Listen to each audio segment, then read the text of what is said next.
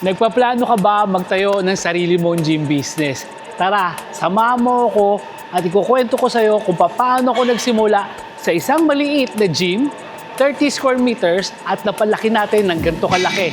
But wait, there's more. Hindi lang iisa, hindi lang dadalawa, tatlo na yung Gym Republic natin na ganito kalalaki. Meron tayo sa Gym Republic Cavite City, kita sa likod, Gym Republic Tarlac City at Gym Republic Lipa City. Tara, kukwento ko sa inyo kung paano magsimula sa isang gym business. Gandang araw po, ako po si RP ng Gym Depot. So, gusto ko po sa inyo ikwento kung paano ako nagsimula sa aking sariling gym business. Isang maliit na 30 square meters at napalaki natin ng ganito kalaki. So, sa pagsisimula kasi ng gym business, syempre, sa kahit anong klaseng business, kailangan magkaroon ka ng kapital. So, alamin mo kung magkanong kapital ang kaya mong i-raise. Bakit? Kasi, pwede naman mag-adjust kasi na mga gym equipment kung saan kakasya yung budget mo. So, kailangan mo mag-raise ng funds. So, marami klase ng paraan para makapag-raise ng funds. So, pwede kang mag-ipon. Okay? Pwede kang mangutang. Pwede kang makipag-partner sa ibang tao. Doon sa sitwasyon ko kasi, nung nagsimula ako, may sarili akong ipon na pera. Okay, so, yung maliit na ipon kong pera, doon lang ako nagsimula. Tapos, kung makapag-raise ka ng funds, kung makapag-raise ka ng capital, ang susunod mo naman na kailangan i-consider ay saan mo ilalagay yung gym business. So may dalawa kang pagpipilian kung saan mo itatayo yung sarili mong gym business. So una, pwede mong ilagay sa sarili mong bahay, tama. So hindi mo naman kailangan na malaking malaki. Kagaya ko, nagsimula ako sa 30 square meters lang sa sarili kong garahe. So 5 taon kaming nakapag-operate doon at sinasabi ko sa inyo, hindi masama yung kinikita ko doon. Okay? Tapos, hindi naman importante na wala ka doon sa commercial, di ba? Kasi kalimitan doon sa mga makakapanood na maririnig mo sa bahay nilagay yung gym. Teka, baka walang pumunta sa akin dyan kasi malayo sa commercial. Pero sa totoo lang, sa experience namin, sa 17 years sa experience namin sa gym business, sa totoo lang, mas marami pa nga pag minsan yung mga pumupunta sa mga gym located at residential area. Bakit? Kasi, okay, nandun kasi may commercial area. Yung commercial area may foot traffic. Pero remember, at the end of the day, or at the beginning of the day, doon pa rin sa residential manggagaling yung mga tao. Doon siya uuwi, doon siya manggagaling. So, kung nandoon na rin lang yung gym, bakit pa ako lalayo, di ba? So, don't worry kung doon ka magsisimula. So, yun yung unang-unang way na kailangan mo malaman saan ka magtatayo. So, pwede ka sa bahay. Pangalawa, sa commercial area. So, usually, marami kasi na walang extra space sa bahay. Kaya ang ginagawa nila, doon na lang sila magtatayo ng gym sa commercial area. So, tricky din naman kasi to. Yung paghahanap mo ng tamang location para doon sa commercial gym mo. Kasi, ganito yun. Marami kasi nanggigigil doon sa maraming tao talaga di ba? Kasi, syempre, andun yung market mo. Pero, ang consideration doon kasi, kung doon ka sa mismo highly commercialized na lugar, ang tendency noon mas mahal yung upa mo. So, mas mahal yung upa, usually maliit lang yung space. So, mangyayari dyan, meron kang mauupahang space na pasok sa budget mo pero most likely hindi ganoon kalaki yon, 'di ba? So, kaya kailangan pag uupa ka, huwag mo masyadong isipin yung dito yung palengke, marami ditong tao, okay lang na mahal, 'di ba? Sa totoo lang, okay lang na uupa ka, una nga, pwede residential area din 'di ba? Yun yung pinakamura na pwede mo upahan, yung residential area. Susunod diyan yung commercial area. Pero yung commercial area, hindi mo kailangan na sa sentro. Habang lumalayo ka kasi doon sa sentro, mas pamura ng pamura. Itong papakita natin, nakikita nyo na gym sa likod ko. So ito yung kauna-unahang warehouse gym namin. 2013 Gym Republic Cavite City. Pero ito, malayo sa sentro to. Malayo sa sentro. Pakita rin natin yung The Gym Republic, Tarlac City at Lipa City. Pareho malalayo sa sentro. Although, medyo nandun siya sa malapit sa kalsada, pero hindi talaga siya yung nasa sentro. Ang point ko doon, una, mas mura talaga ang upa pag dito sa mga ganito klaseng lugar, di ba? Pangalawa, ang kailangan mo lang talagang gawin is ipaalam sa market mo na nandito ka. So, kahit ano kasing ganda ng produkto mo o ng serbisyo mo, kung hindi alam ng mga tao na nandiyan ka, hindi ka pupuntahan. So, doon ka ngayon kailangan mag-invest maigi. So, may mga paraan yon paano ma-inform yung mga tao.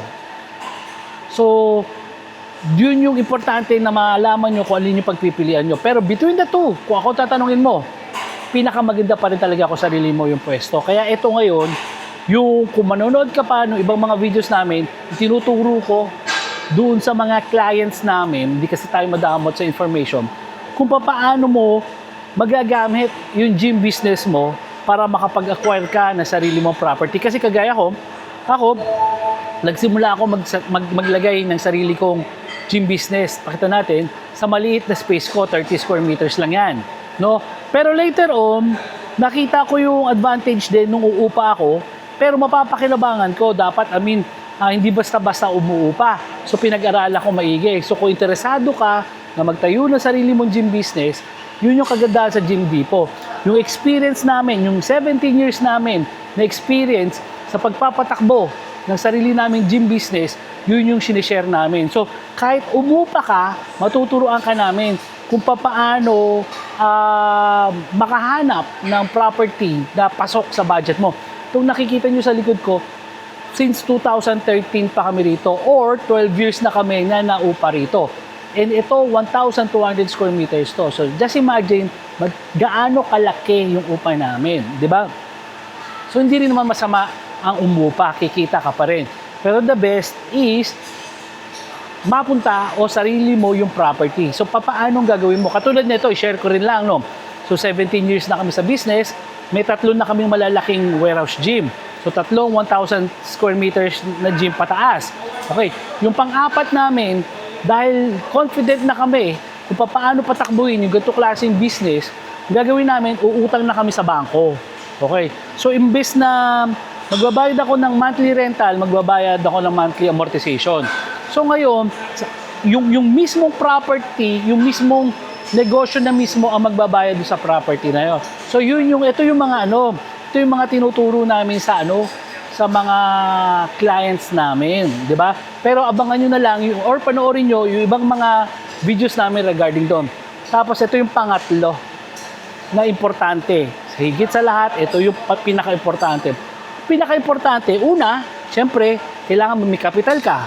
Pangalawa, kailangan may lugar ka. Yung pangatlo, kailangan may know-how ka. Diyan ngayon magkakatalo-talo. Bakit? Kasi katulad yan, marami nakakapanood dito sa videos namin. Naientay sila, uy, maganda nga yung gym business. Bakit maganda yung gym business? Kasi isang bis lang ako mamumuhunan eh. Di ba? Wala akong inventaryo. What I mean is, hindi ako parang tindahan na kung ano yung mabebenta ko ngayon, bukas mamamalengke ako para ibenta uli. Walang ganung cycle dito sa gym business.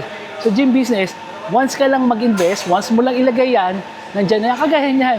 Yung mga gamit ko rito, since 2013 pa, gaano nakadaming tao yung pinalaking katawan niyan. Sa totoo lang, every 6 months, nagpipintura pa kami ng mga ibang mga parts niya kasi kinakalawang pa, di ba? Pero andyan pa rin siya. So yung dumbbells namin way back 2008. Kasi 2008 pa ako nagsimula eh. Dinala ko ibang gamit ko rito sa warehouse gym na to noong 2013. Yung ibang plato ko na original from 2008 at ibang mga dumbbells ko original from 2008, andito pa rin. Di ba? So, hindi ako pabago-bago, hindi ako bili ng bili. So, yun yung kaganda sa gym business, di ba? Okay, napanood mo, okay yan, yung gym business kasi ganito. Gayahin ko yung KSRP, di ba? Pero ito yung importante sa lahat. Naniniwala kasi ako na lahat ng negosyo pwedeng kumita. Okay, pwede rin malugi. Pero wala kasi sa negosyo yung sikreto. Walang negosyo na makakapag-garantiya na magiging successful ka. Alam mo kung nasaan ang sikreto. Ang sikreto ng success ay nasa mga taong nagpapatakbo dito at paano to pinapatakbo sa lahat ng negosyo. Kasi lahat ng negosyo, may potential yan na kumita eh. Lahat ng negosyo may potential kumita at may potential din yung malugi. Pero ang sikreto talaga is sa mga taong nagpapatakbo at paano to pinapatakbo. So kailangan may know-how ka, di ba? Ito, hinahalin tulad ko to palagi doon sa gym. Di ba? Beginner ako, overweight ako, gusto kong pumunta sa gym para magpapayat. Ano yung gagawin ko, di ba? Napapanood ko sa YouTube, yung gym ang isa sa pinakamaganda na pwede kong puntahan para pumayat ako. Tama, di ba? Tapos, pagpunta ko sa gym, ano ngayon yung gagawin ko? Di ba? Pwede manood ako sa YouTube. Oy, nakita ko sa YouTube, may dinampot na dumbbell, may dinampot na crossover. Gayahin ko yun. Pwede yun eh, kasi nakita ko may pumayat ginawa doon. So, pwede mong gawin yun. Mag-DIY ka, magsarili ka, mag-research ka sa sarili mo, gawin mo kung ano yung tingin mong tama. Di ba? Yun yung unang option. Pangalawang option, punta ka sa gym. Di ko alam ang gagawin ko, pero mag-hire ako ng professional instructor. Professional instructor na may experience na papaano magpapayat ng mga kliyente nila sa tamang paraan, sa pinakamabilis na paraan na alam nila. Di ba? Okay, so may dalawa ka option. DIY or magkukuha ka ng personal instructor. Sa tingin mo, sino yung may chance na magpa-progress doon? So mas malamang, ang iniisip mo, mas magpa-progress yung tao na kumuha ng gym instructor, tama ka doon. Kasi yun, may experience na yun eh. Yung experience ng gym instructor na yun, hindi lang yung success eh, pati yung failure. Nag-fail siya rito sa ginawa niyan to, kaya ituturo niya sa'yo yun para wag mo nang tularan. So ngayon, doon kami papasok, yung Gym Depot. So ngayon, papasok ka sa gym business, pwedeng gawin mo sa sarili mo. Or pwede mo rin gawin na dito ka kumuha sa Gym Depot kasi libre sa ngayon. Libre pa sa ngayon yung pagbibigay namin ng coach sa mga tao na gustong magtayo ng sariling business. And mind you, nagko-conduct tayo ng mga paid seminar. Pero dito sa Gym Depot, kung client ka namin at dito ka kukuha sa amin, tuturuan namin kayo step by step. Mula doon sa pag-setup nung gym nyo, whether sa bahay yan or sa isang uupahan mo, at doon sa kung uupahan mo yan, kung yung uupahan mo ba yan ay may potensyal at yung presyo pasok sa budget, pagkuha ng permit, pagbibigay ng promo, papaano magpasweldo, papaano magbayad sa mga personal instructor, papaano magpresyo ng mga produkto nyo sa gym. Lahat ng yan itinuturo namin sa mga clients namin na bumibili sa Gym Depot. So, again, kung ngayon mo lang napanood to, ang Gym Depot naman, nakapag-deliver na kami from Luzon, Visayas, Mindanao. At more than 400 na po. More than 400 na po na delivery sa nagagawa namin sa buong Pilipinas. Ganun po kadabi ang nagtitiwala sa Gym Depot. So, ang kagandahan pa niyan, dahil nakapag-deliver na kami sa buong Pilipinas, alam na namin paano ipapadala yan.